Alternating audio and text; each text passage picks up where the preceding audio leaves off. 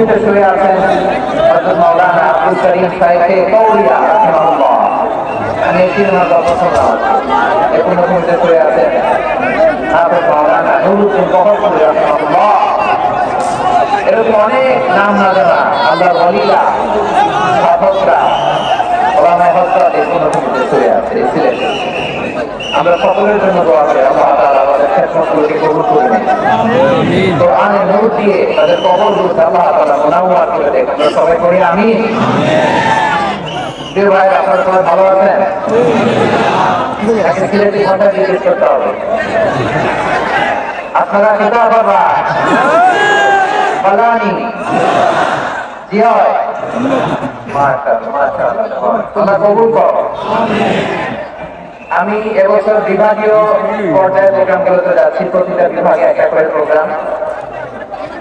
তো সেই সুবাদে সিলেটের প্রোগ্রাম এই আঞ্জুমানে খেদমতে কোরআনে আমরা উপস্থিত হয়েছি আলহামদুলিল্লাহ। এবং আগের যে প্রোগ্রাম শুরু করেছি তার যে অপেক্ষাকৃত সেগুলো খুব সুন্দর অর্গানাইজ ছিল। সিলেটের প্রোগ্রামটা আরো বেশি গুছানো মনে হচ্ছে। খুব গুছানো ওয়েল অর্গানাইজ। আমি চাইবো এখন যেমনি আপনার পবিত্র শৃঙ্খল শেষ পর্যন্ত সুশৃঙ্খল থাকবে। অলমোস্ট সবাই এইখানে হয়তো একটু ক্রাউড হয়েছে, মেহরবানি করে আপনারা শান্ত হয়ে পড়বেন। শান্ত হয়ে পড়বেন। জি জি, একটু শান্ত হয়ে যাবেন। সিলেটের ছেলেরা অনেক smart, they are very smart, mashallah. And I see most of the audience are the Gen Z of Sylhet. And the Gen Z are very smart. আমি বলেছি যে তাদের কি সারা দিলেই হয়, তো ভেঙে বলা লাগে না। তো এই পাশে একটু সাউন্ড ক্রাউড দেখা যাচ্ছে, আমার মনে হয় ছেড়ে যাবে। মাশাআল্লাহ, ভেরি স্মার্ট। মাশাআল্লাহ, ঠিক আছে। জি, অনেক বড় পাবলিক ইভেন্টগুলোতে আমি যেমন চাই আপনি যেমন চান ওরকম হবে না। এখানে স্যাক্রিফাইসের প্রশ্ন আছে, ঠিক কিনা বলে? স্যাক্রিফাইস করতে হবে। এবং 9:30টার মধ্যে আমাকে প্রোগ্রামও ক্লোজ করতে হবে, যেহেতু দূর দূরান্ত থেকে অনেক জায়গা থেকে আমাদের ভাইরা এসেছে, তাদেরকে আবার নিরাপদে ফিরতে হবে। তো আপনারা যদি আওয়াজ করেন, কথা বলেন, বিশৃঙ্খলা করেন, আমরা যে ইনস্ট্রাকশন মঞ্চ থেকে দিব তার বাইরে যে যদি কিছু করেন, একে অপরের দিকে তাকান, অন্যদিকে মনোযোগী হন, তাহলে আপনারা বঞ্চিত হবেন। আমরা এসেছি কোরআন থেকে কথা শুনতে, ঠিক কিনা বলেন? এখানে আমাদের সময়ের দাম আছে। অনেক হাই প্রোফাইল পার্সোনালিটি স্টেজে বসে আছেন।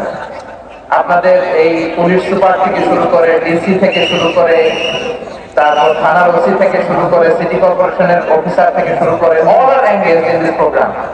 তো ইটস নট ইজি জব, এটা বুঝতে হবে।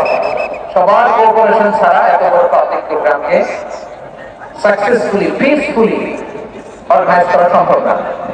আমি শেষবারের মতো এই যে এই পাশে আমার প্রিয় কলেজের যুবক ভাইদের বলবো, তোমরা কষ্ট করে একটু আজকে 1 ঘন্টার জন্য একটু বসে যাও।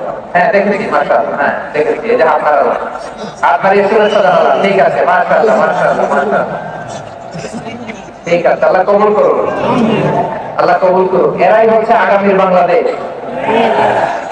এই যে সিলেটের সমন্বয়ের যারা 24-এর ছাত্র নাগরিক অভ্যুত্থানে যারা নেতৃত্ব দিয়েছে, ফ্রন্ট লাইন হিসেবে কাজ করেছে, ওরা এসে আমার সাথে দেখা করো। প্রাণ করে আমি দোয়া করেছি, তোমরাই আগামীর বাংলাদেশ।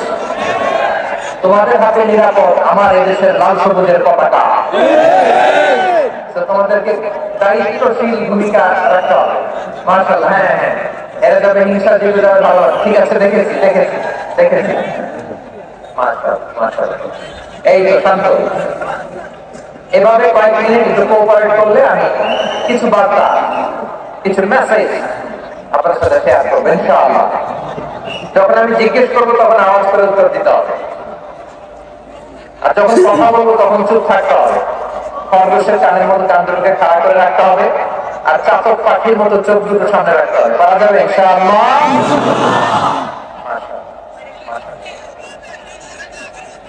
আমি অত্যন্ত সৌভাগ্যবান। It's my pleasure,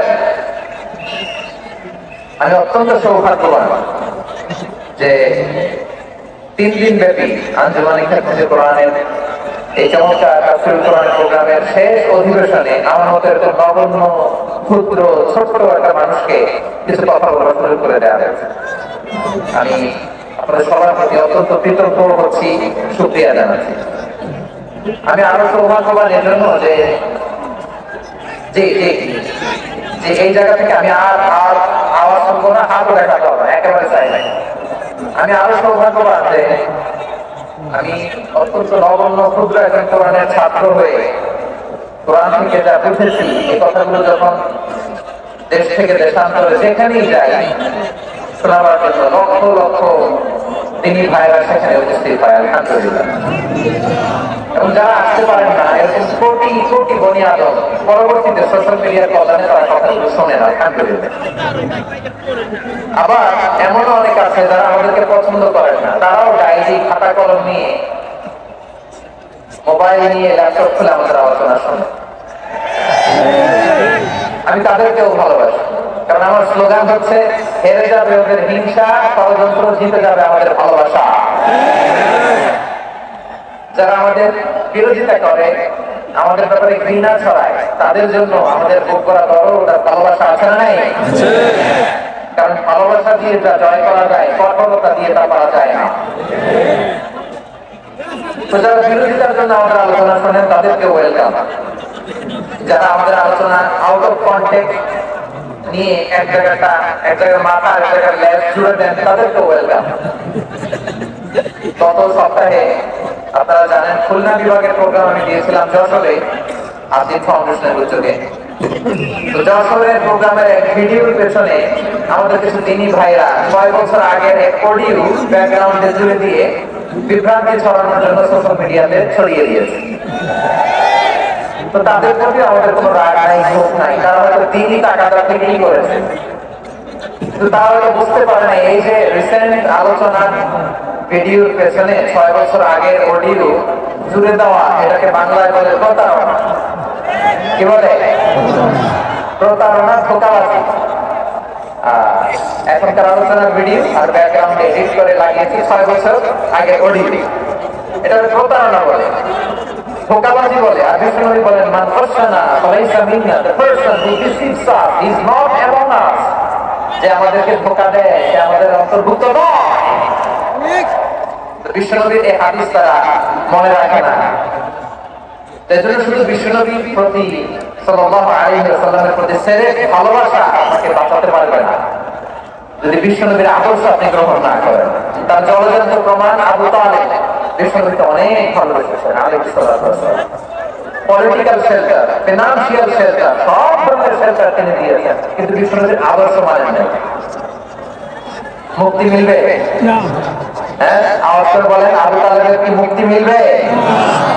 সেরেক ভালোবাসা আপনাকে বাঁচাতে পারবে। ভালোবাসার পাশাপাশি বিষ্ণুনবীর আদর্শকে মেনে নেওয়ার দরকার আছে না নাই? আমার গত সপ্তাহের যশোরের আলোচনার একটা লাইনকে কেন্দ্র করে আমাদের অনেক রাজনীতিবিদ বন্ধুরা অনেক ক্ষুব্ধ প্রতিক্রিয়া দেখাচ্ছেন। ওই কথাকে নিজেদের গায়ে টেনে, নিজেদের গায়ে মেখে ওনারা ক্ষুব্ধ হয়েছে। ভাই, আমি বলেছিলাম যে একদল খেয়ে গিয়েছে আর একদল খাওয়ার জন্য রেডি হয়ে আছে। তো এখানে কি আমি কোন দলের নাম বলেছি? বাংলাদেশে 48টা প্রায় নিবন্ধিত রাজনৈতিক দল, কোন দলের নাম আমি বলিনি। কথাটাকে আমি জেনারেল রেখেছি। টাইডের বৈশিষ্ট্যই এটা, টাইডা জেনারেলি কথা বলে, যার যেই মেসেজ নেয়ার তারা সেখান থেকে নিয়ে নেয়।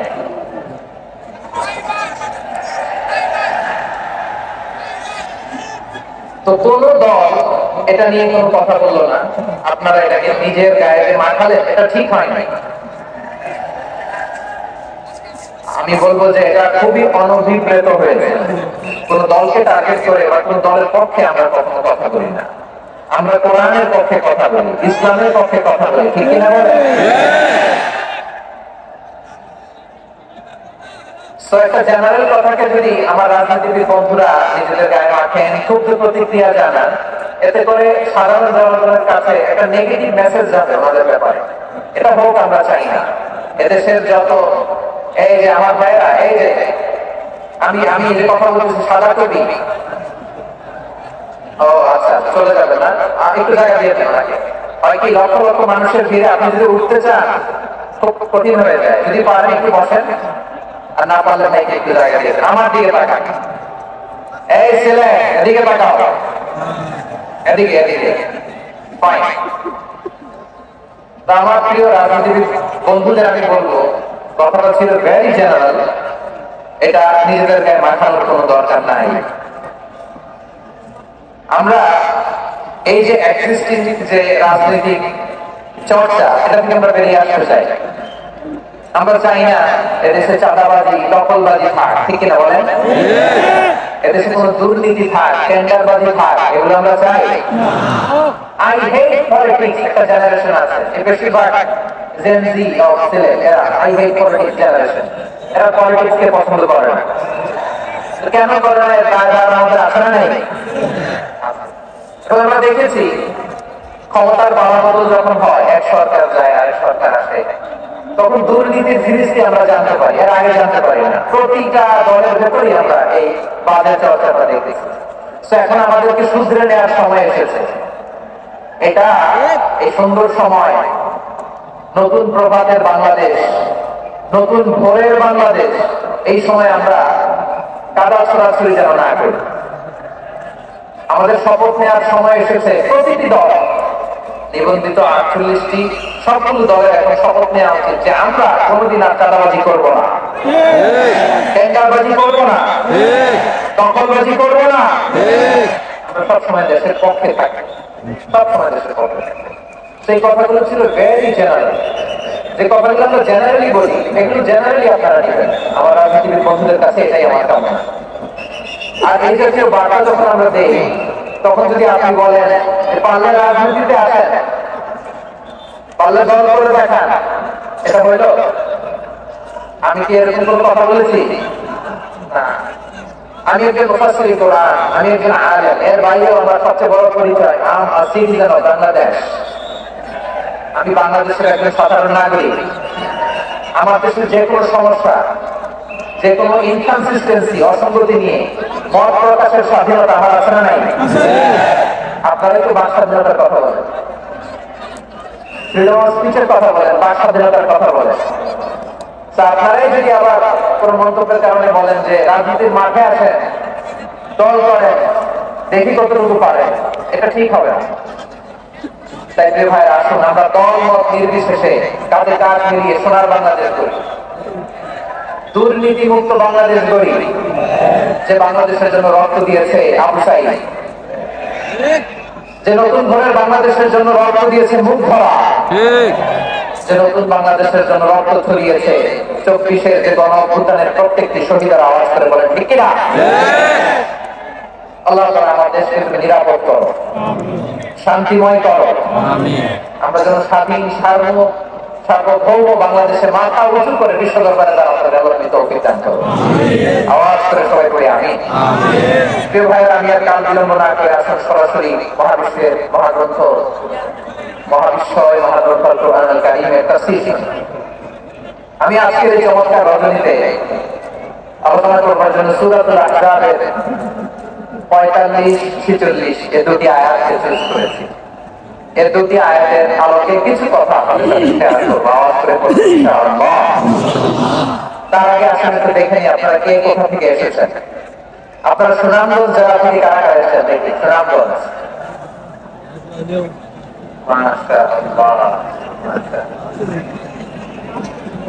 ঠিক আছে। সুনামগঞ্জ গেলেন। হবিগঞ্জ, হবিগঞ্জ, ঠিক আছে। মৌলভীবাজার থেকে, মৌলভীবাজার, মাশাআল্লাহ, ঠিক আছে। এবার সিলেটের কারা কারা দেখি।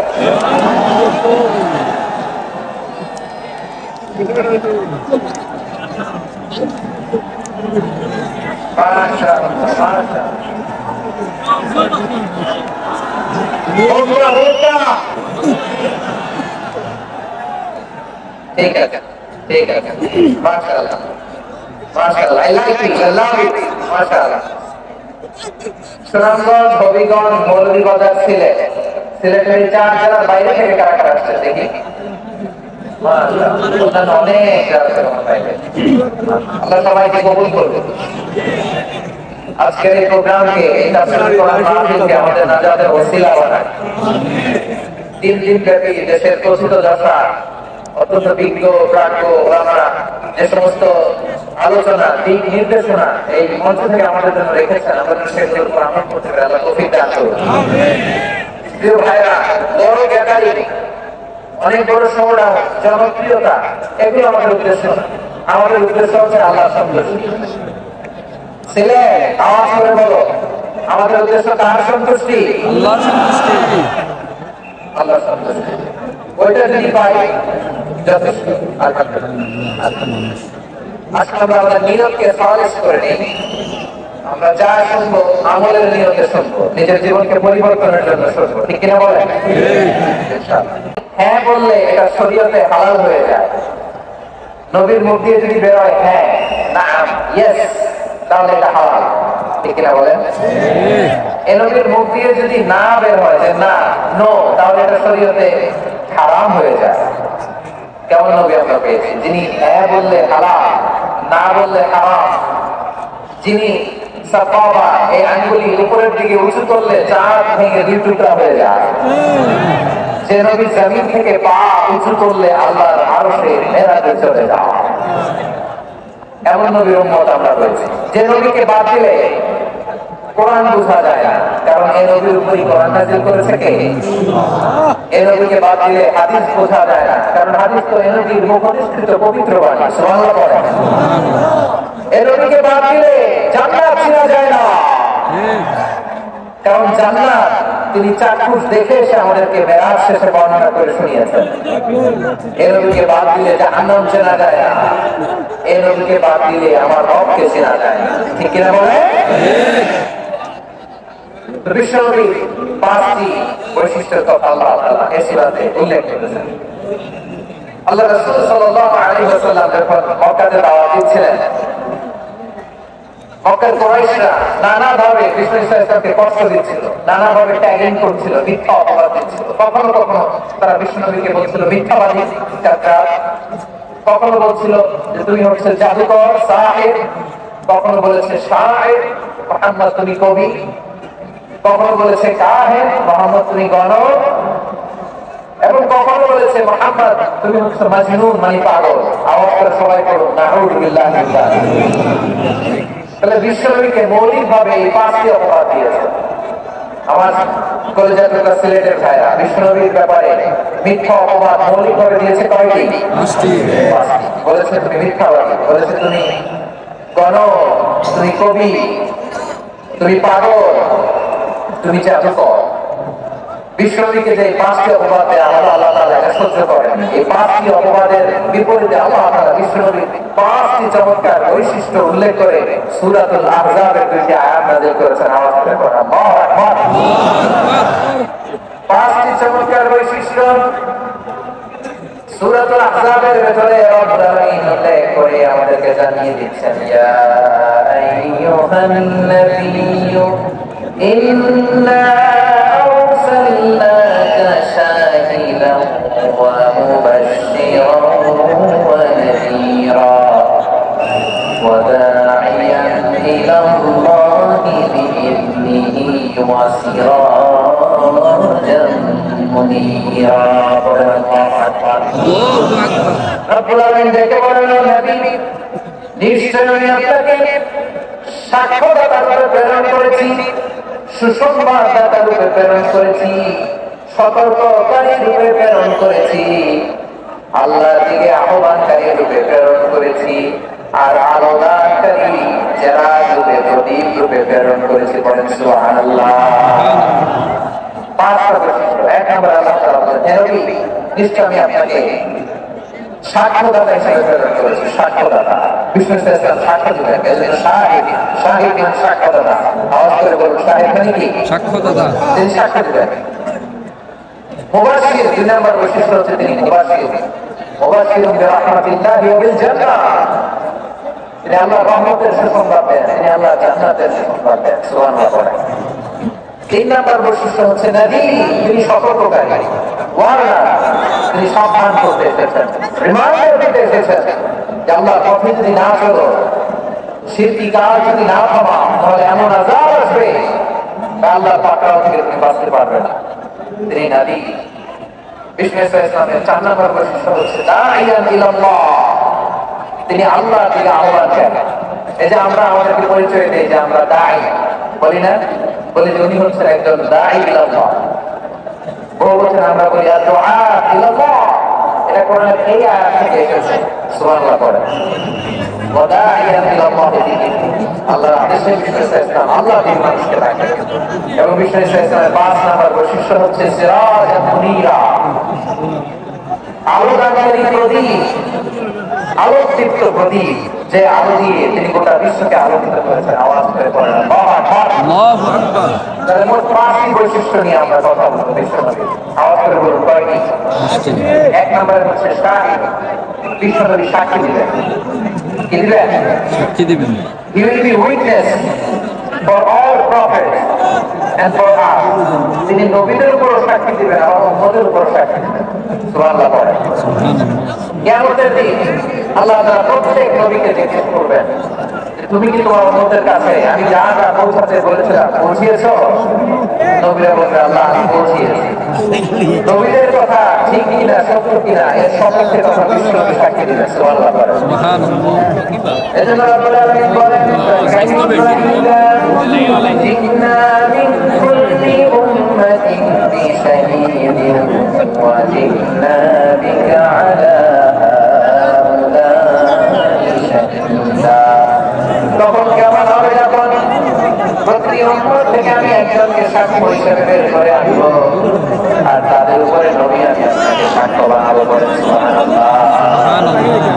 তাহলে সব উম্মতের ব্যাপারে সে উম্মতের নবীরা সাক্ষ্য দিবে, আর ওই নবীদের উপরে আমাদের নবী বিশ্বনবী সাক্ষ্য দিবে। সুবহানাল্লাহ পড়েন। শাহিদের আরেকটা ব্যাখ্যা হচ্ছে বিষ্ণু ইসলাম আমাদের সাক্ষীর উপরে তিনি সাক্ষী দিবেন। তিনি নবীদেরও সাক্ষী, আবার আমাদের উপর উম্মতের উপর সাক্ষী। সুবহানাল্লাহ পড়েন।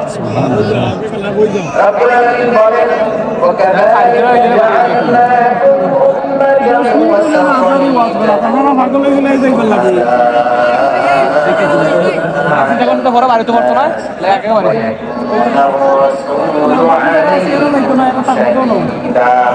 আর অনুরূপভাবে আমি তোমাদেরকে মধ্যবর্তী উম্মত হিসেবে তৈরি করেছি, প্রেরণ করেছি, ব্যালেন্স মধ্যবর্তী উম্মত।